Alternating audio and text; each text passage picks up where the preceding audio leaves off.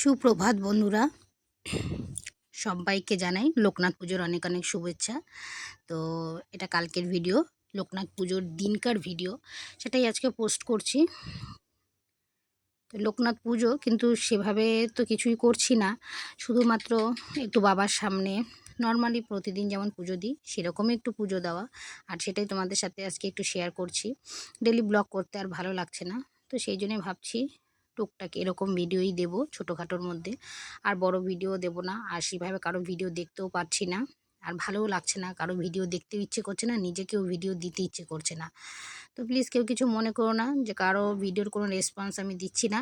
Actually আমি একটু ব্যস্ত হয়ে পড়েছি অন্য কাজে, তো সেই জন্যই আমি কারো ভিডিও দেখতে পাচ্ছি না, কারো রেসপন্স করতে পারছি না। তো যাই হোক, পুজোর দিন ঠাকুরকে দেখো একটু নর্মালি প্রতিদিন যেরকম স্নান করাই সেরকমই করিয়ে নিয়ে পুজোটা দেব। তো তোমরা একটু দেখতে থাকো, আশা করছি তোমাদের ভালো লাগবে। লোকনাথ বাবা মানে এমনই তার মহিমা, কি আর বলবো। সত্যি বাবা যে বলে গেছেন, রণে বনে জঙ্গলে যখনই বিপদে পড়িবে আমাকে স্মরণ করিবে, আমি তোমাদের রক্ষা করিব। সত্যিই তাই, মানে যে কোনো পরিস্থিতিতে বাবাকে ডাকলেই আমার মনে হয় বাবা সাড়া দেয়। তো ওই জন্য কিন্তু বহু মানুষ বাবাকে ভালোবাসে। বাবার নামের কোনো দীক্ষা নেওয়ার প্রয়োজন হয় না, কোনো কিছুই করার প্রয়োজন হয় না, শুধু বাবাকে একটু মন দিয়ে ডাকলেই বাবা তাতে সাড়া দেয়। তো যাই হোক, দেখো পুজোটা দেবো এখন, তো তোমরা চলো একটু দেখে নাও কেমন।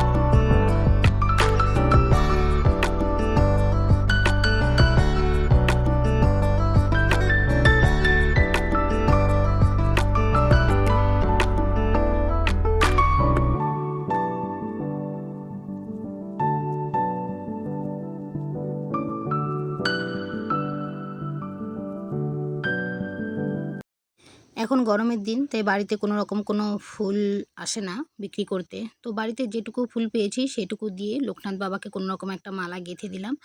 আর এখানে বাবার নামে উদ্দেশ্য করে বাবার নামে আর কি একটা ঘিয়ের প্রদীপ জ্বালালাম। ঘিয়ের প্রদীপ জ্বালানো কিন্তু খুবই শুভ, তো সেই জন্য বাবার উদ্দেশ্য করে একটা ঘিয়ের প্রদীপ জ্বালালাম। আর এমনি তেলের প্রদীপও জ্বালাবো। আর প্রসাদ সেভাবে কিছু দিতে পারিনি। আর এদিকে দেখো চলে যাচ্ছি, আমার যে জবা ফুল গাছটা ছিল, এর আগে একটা ভিডিওতে তোমাদের বলেছিলাম যে এই গাছটাতে প্রচুর কড়ি হচ্ছে, কিন্তু হয়ে পড়ে যাচ্ছে। তো আজকে ফার্স্ট টাইম গাছটায় একটা ফুল ফুটেছে, আর এই ফুল লাল ফুলটা কিন্তু আমি লাগিয়েছিলাম আমার বড় মায়ের উদ্দেশ্য করে, যে বড় মাকে আমি লাল জবা দিয়ে পুজো দেবো সেই উদ্দেশ্য করেই লাগিয়েছিলাম। তো প্রথম ফুল মায়ের চরণেই আমি দিলাম। খুব ভাল লাগছে আজকে, জানো তো, যে অনেক কষ্ট করে গাছটা সেই শীতের সময় লাগিয়েছিলাম, এতদিন পরে গাছটা আমাকে ফুল দিল। তো এই যে এইদিকে সমস্ত কিছু মোটামুটি সাজিয়ে নিয়েছি, আর এখন একটু ঠাকুরের আরতি করে একটু লোকনাথ বাবার পাঁচালি পরব। তো চলো তোমরা একটু শুনতে থাকো।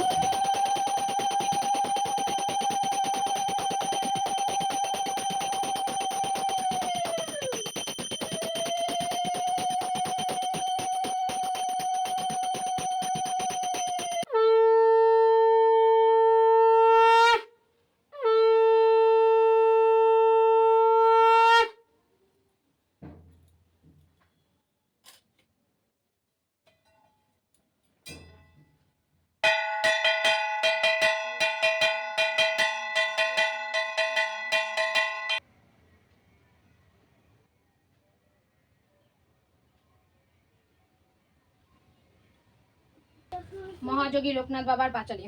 ত্রিকাল লগ্ন মহাযোগী লোকনাথের জয়, পাপি তাপি উদ্ধারিতে হলেন উদয়। আবির্ভূত হন বাবা কচুয়া গ্রামেতে, জনমিল লোকনাথ ঘোষাল গৃহেতে। পিতারাম কানাই ঘোষাল, কমলা দেবী মাতা, ধর্মপরায়ণা তিনি সতী প্রতিব্রতা। 11 বর্ষ যাবে লোকনাথ হলো, ভগবান গাঙ্গুলি তারের সন্ন্যাস দীক্ষা দিল। গৃহত্যাগ পরিয়ার ত্যাজি পরিজন, গুরু সঙ্গে কালীঘাটে করে আগমন। বেণী মাধব বাল্য সাথীর সঙ্গেতেই ছিল, শিষ্যদয়ে গুরু নানা যোগ শিখাইল। তারপর আসে তারা হিমাদ্রি শিখরে, দীর্ঘদিন সাধনায় সিদ্ধি লাভ করে। তারপর গুরু সঙ্গে শিষ্য 2 জন পৃথিবীর নানা দেশ করে ভ্রমণ। বিভিন্ন ধর্মের তত্ত্ব জানিবারও তরে উপস্থিত হন মক্কা মদিনা নগরে। কাবুলে আসিয়া মোল্লা সাদির ভবনে, কোরআন শরীফ পাঠ করেন যতনে। বিশ্ব পরিক্রমা শেষে বেণী মাধব সঙ্গেতে উপস্থিত হন চন্দ্রনাথ পাহাড়েতে। দাবানল জলে জ্বলে ওঠে বনের ভিতর, অগ্নি থেকে রক্ষা করে বিজয় গোস্বামী দে। বেণী মাধব চলে যান কামাখ্যা ধামেতে, বাবা নেমে আসিলেন বারোদি গ্রামেতে। বাবাকে প্রথমে কেহ চিনিতে না পারে, পাগল বলিয়া সবে উপহাস করে। একদিন দুই ব্রাহ্মণের পৈতা জড়াইল, গায়ত্রী করিয়া বাবা তাহা করে দিল। চারিদিকে এই কথা প্রচার হইল, দলে দলে ভক্ত বৃন্দ আসিতে লাগিল। অতঃপর আশ্রম হইল বারোদিতে, বহু ভক্ত শিষ্য সেথা লাগিল আসিতে। পাপি তাপি রোগী কত আসিল তথায়, সবার কষ্ট বাবা করে নিরাময়। শিষ্য আর ভক্তের বাবা এলেন এ কথা, শিষ্য আর ভক্তের বাবা বলেন এ কথা, আমাকে ঠাকুর রূপে পূজা করো বৃথা। শ্রদ্ধা ভক্তি দিয়ে যে বা আমারে ডাকিবে, অবশ্যই সেই ভক্ত মোর সারা পাবে। আমি নেব এই কথা করুণা মনেতে, ছিলাম আছি থাকবো সদা তোদেরও মাঝেতে। জলে স্থলে যখনই বিপদে পড়িবে, তখনই আমার কথা স্মরণ করিবে। এই রূপে লোকনাথ কত লীলা করে, কার সাধ্য সেই সব বইনিবার পারে।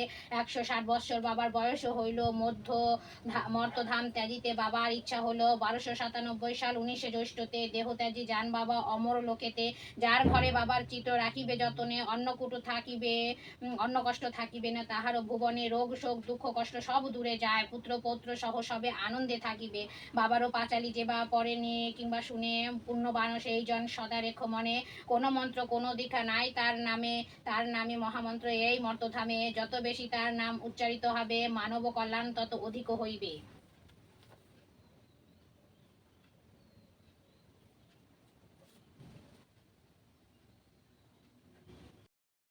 যে কোনো পুজোতে না একটু পাঁচালি, একটু ব্রত কথা এগুলো পড়লে মনটা বেশ ভালো লাগে, মনে হয় যে আমার পুজোটা সম্পূর্ণ হয়েছে। তো ওই জন্য লোকনাথ বাবার পাঁচালিটাও পড়ে নিলাম। লোকনাথ বাবা সেরকম বই আমার কাছে নেই আপাতত, তো আমাদের পঞ্জিকার মধ্যে যে আছে সেটাই একটু পড়ে নিলাম। তো যাই হোক, আমার পুজো আজকের মোটামুটি কমপ্লিট। তো চলো আজকের মতো ভিডিওটা এখানেই শেষ করছি, দেখা হচ্ছে পরবর্তী কোনো একটি ভিডিওতে। আজকের মতো টাটা, সবাই ভালো থেকো, সুস্থ থেকো।